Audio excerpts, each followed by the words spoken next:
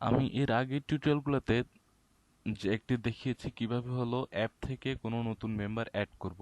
কিন্তু অ্যাপ থেকে অ্যাড করার পর আসলে আমরা যারা যে ফ্রন্ট লাইনে কাজ করব বা ফিল্ডে কাজ করি, অ্যাপ থেকে যারা ডেটা এন্ট্রি দিচ্ছি, তারা যদি কোনো নতুন মেম্বার অ্যাড করে, তারা আসলে সুপারভাইজারের অ্যাপ্রুভাল ছাড়া আসলে তারা ওই মেম্বারটিকে নিয়ে কাজ করতে পারবে না।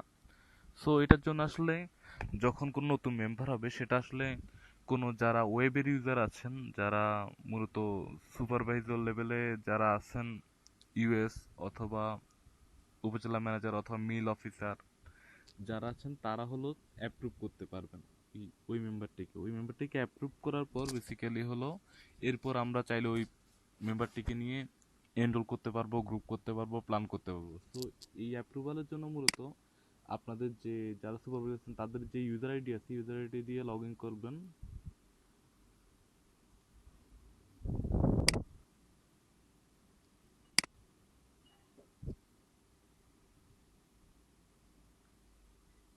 তো লগ ইন করার পর আসলে আমরা মূলত এখানে অনেকগুলো মডিউলে দেখবে, আমি প্রত্যেকটা মডিউলের জন্য আলাদা আলাদা করে ভিডিও বানাবো। যেই ক্ষেত্রে আসলে যেহেতু আমরা ফার্স্টে মূলত হলো নতুন মেম্বার অ্যাড করছি আসলে মূলত অ্যাপের সেন্সাস মডিউল থেকে।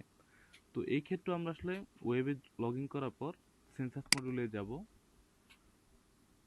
সেন্সাস মডিউলের ক্ষেত্রে যদি নতুন হাউস হোল্ড হয়ে থাকে তাহলে সেক্ষেত্রে হলো নিউ মেম্বারে যাব, তারপর হাউস হোল্ডে যাব, এবং কি আপনার যে ফ্রন্ট লাইনে যিনি যে সিএফ বা এফএফ যারা আছে তারা আসলে কোথা থেকে আপনার মেম্বারটাকে এন্ট্রি দিল সেই ভিলেজ অনুযায়ী যাব। তো সেক্ষেত্রে আসলে যদি ধরলাম আমার একটা ভিলেজ শুকনাছড়িতে যদি কোনো মেম্বার কেউ অ্যাড করতে থাকে, যখন ফিল্টার দিব তখন ওই মেম্বারটাকে আমরা দেখতে পাবো, তখন তাকে মূলত আমরা অ্যাপ্রুভ করে দিব।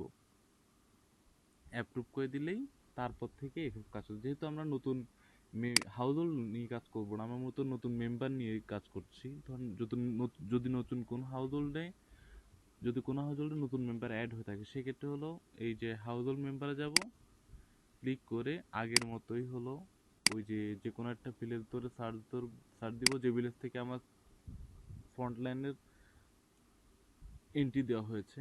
যদি শুকনাছড়ি হয় তাহলে ফিল্টার দিলে আমরা তখন দেখতে পাবো যে ওই মেম্বারটা পেন্ডিং অবস্থা, তাকে হলো আমরা অ্যাপ্রুভ করে দিব।